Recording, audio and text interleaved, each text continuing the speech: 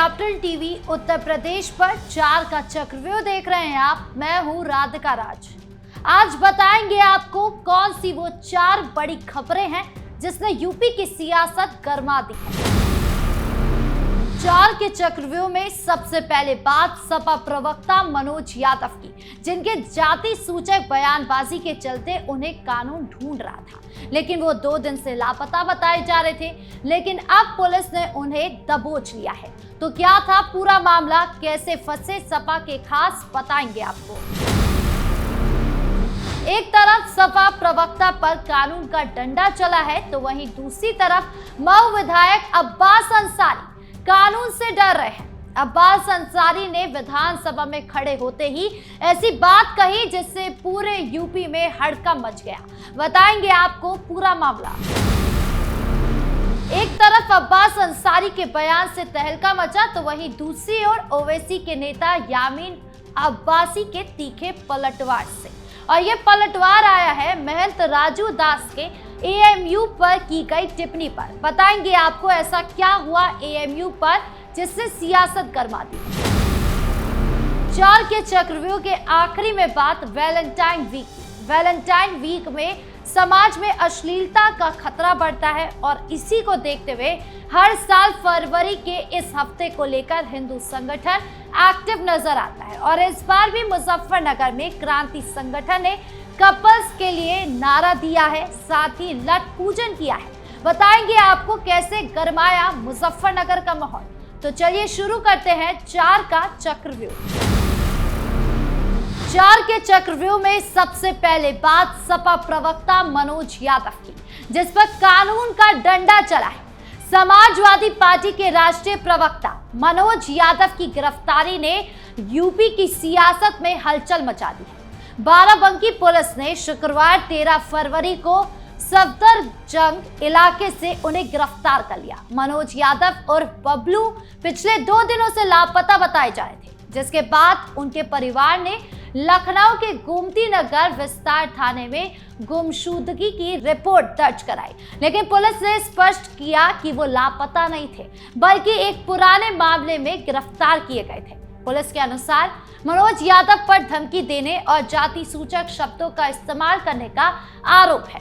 कुछ रिपोर्ट में इसे SC/ST एक्ट के तहत भी जोड़ा गया है, जबकि अन्य में छेड़छाड़ जैसे अतिरिक्त आरोपों का जिक्र है।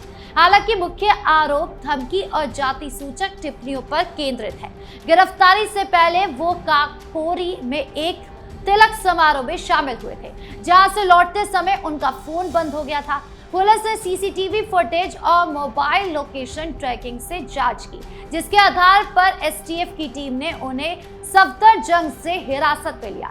गिरफ्तारी के बाद मनोज यादव का मेडिकल प्रशिक्षण बाराबंकी के बदागांव कम्युनिटी हेल्थ सेंटर में कराया गया, जहां भारी सुरक्षा के बीच प्रक्रिया पूरी हुई। इसके बाद उन्हें जेल भेज दिया गया और न्यायिक प्रक्रिया शुरू कर दी गई। बाराबंकी कोर्ट में उनकी पेशी होने की संभावना है।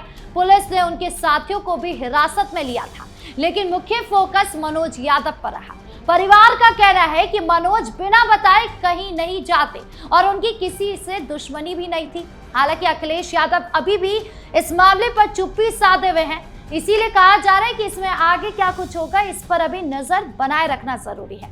फिलहाल बाराबंकी पुलिस ने साफ संदेश दिया है कि कानून सबके लिए बराबर है, चाहे कोई कितना भी बड़ा नेता और प्रवक्ता ही क्यों ना हो।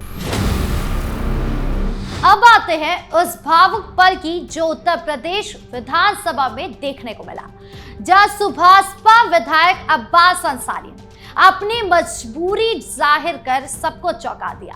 यह घटना बजट सत्र के तीसरे दिन की है, जब राज्यपाल के अभिभाषण पर चर्चा हो रही। अब्बास अंसारी ने सदन में अपनी बात रखते हुए स्वास्थ्य व्यवस्था की बदहाली पर जोर दिया। उन्होंने बताया कि उनके क्षेत्र में सिर्फ 70 बेड का अस्पताल है, लेकिन मरीजों की संख्या हमेशा 200 से ज्यादा रहती है।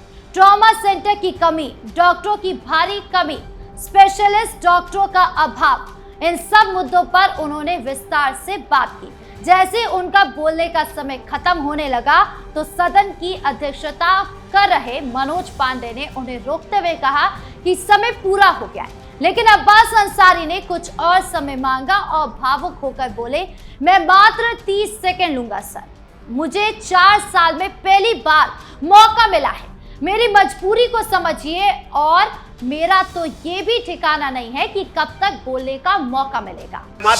समय देखें, मात्र 30 सेकंड दूंगा सर। आप लिख के दे दीजिए, ये आ जाएगा। मुझे सर 4 साल में पहली बार बोलने का मौका मिला है। नहीं, आप मजबूरी को समझिए और मेरा तो ये भी नहीं ठिकाना है कि कब तक बोलने का मौका मिलेगा, आप जानते हैं। नहीं, आप बोलेंगे। तो इसलिए मुझे मेरी बातों को सुन लीजिए साहब। मेरे यहाँ सबसे बड़ी दिक्कत एक है कि किसी भी, चाहे वो शहर का इलाका हो या देहात का इलाका हो, किसी भी हॉस्पिटल में डॉक्टर्स की कमी है और स्पेशलिस्ट तो है ही नहीं। अब्बास अंसारी के इस बयान के बाद मनोज पांडे ने जवाब में कहा, नहीं आप आगे भी बोलेंगे और उन्हें जारी रखने की अनुमति दे दी। अब्बास ने फिर से डॉक्टरों की कमी और जनता की तकलीफों पर जोर दिया। यह बयान सोशल मीडिया पर वायरल और सियासत में चर्चा का विषय बन गया, इसलिए बन गया क्योंकि अब्बास अंसारी को भी पता है कि एक माफिया की सजा क्या हो सकती है। जिस राजनेता ने माफिया बनकर लाचारों पर दादागिरी दिखाई हो, उस पर तो एक्शन होना ही बनता था।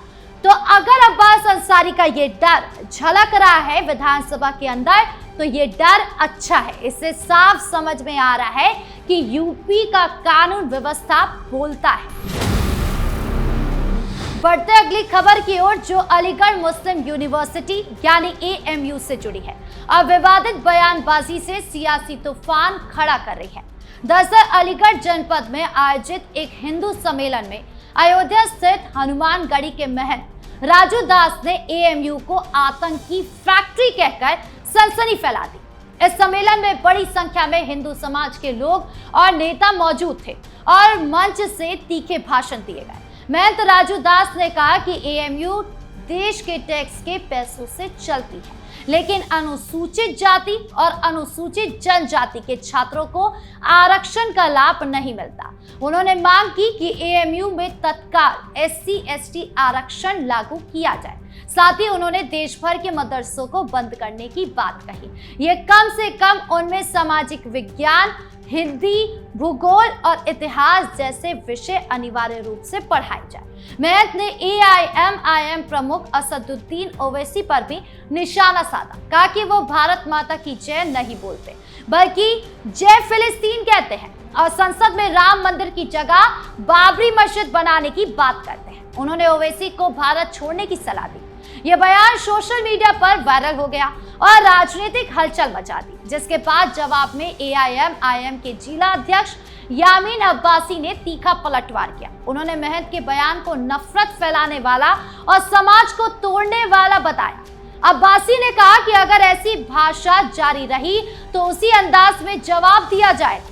उन्होंने AMU का बचाव करते हुए कहा कि ये प्रतिष्ठित संस्थान है जहां से डॉक्टर, इंजीनियर, वैज्ञानिक और प्रशासनिक अधिकारी निकलते हैं जो देश की सेवा कर रहे हैं। अब्बासी ने महंत पर आरोप लगाया कि वो मीडिया अटेंशन और राजनीतिक टिकट के लिए ऐसे बयान दे रहे हैं। असली महंत समाज को जोड़ते हैं, ना कि तोड़ते हैं। उन्होंने महंत के खिलाफ कार्रवाई की भी मांग की। यानी महंत का बयान जिले से लेकर देश स्तर पर चर्चा का केंद्र बना है और AIMIM का पलटवार इसे और तीखा बना रहा है। अब ऐसे में आगे क्या कुछ होता है, ये देखने वाली बात होगी। 4 के चक्रव्यूह के आखिरी में बात मुजफ्फरनगर की, जहां वैलेंटाइन डे से पहले क्रांति सेना ने लठ पूजन कर सनसनी फैला दी। क्रांति सेना की महिला इकाई की जिला अध्यक्ष पूनम चौधरी के नेतृत्व में संगठन के कार्यालय पर लठ पूजन का कार्यक्रम आयोजित किया गया, जिसमें शिवसेना भी शामिल थी। महिलाओं ने लाठियां पूजी और नारा लगाया, जहां मिलेंगे बंटी बबली तोड़ देंगे हड्डी पसली। ये वीडियो सोशल मीडिया पर अब वायरल हो रहा है। जहां मिलेंगे बंटी बबली तोड़ देंगे हड्डी पसली। पूनम चौधरी ने चेतावनी दी कि 14 फरवरी वैलेंटाइन डे या इससे जुड़े दिनों जैसे कि रोज डे, चॉकलेट डे पर कोई प्रेमी जोड़ा या संदिग्ध कपल मिला तो वही लाठियों से इलाज किया जाएगा, सिर मुंडवाकर शहर में घुमाया जाएगा।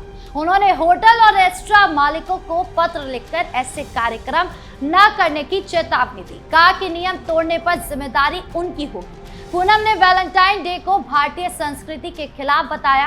कहा कि इससे युवाओं पर गलत असर पड़ता है और समाज में बुरा संदेश जाता है। इसके बजाय 14 फरवरी को पुलवामा हमले में शहीद जवानों की याद में ब्लैक डे या श्रद्धांजलि दिवस मनाना चाहिए। उन्होंने केंद्र और प्रदेश सरकार में इसे श्रद्धांजलि दिवस घोषित करने की भी अपील की। इस मामले पर पुलिस की ओर से अभी कोई आधिकारिक प्रतिक्रिया तो नहीं आई है, लेकिन ऐसी धमकी भरे बयान कानून व्यवस्था के लिए चुनौती है। इसलिए सवाल भी उठ रहा है कि क्या प्रशासन कार्रवाई करेगा, क्योंकि इससे अभिव्यक्ति की आजादी पर सवाल उठता है। तो 4 के चक्रव्यूह में आज के लिए इतना ही। कैसा लगा वीडियो कमेंट बॉक्स में जरूर बताएं। धन्यवाद।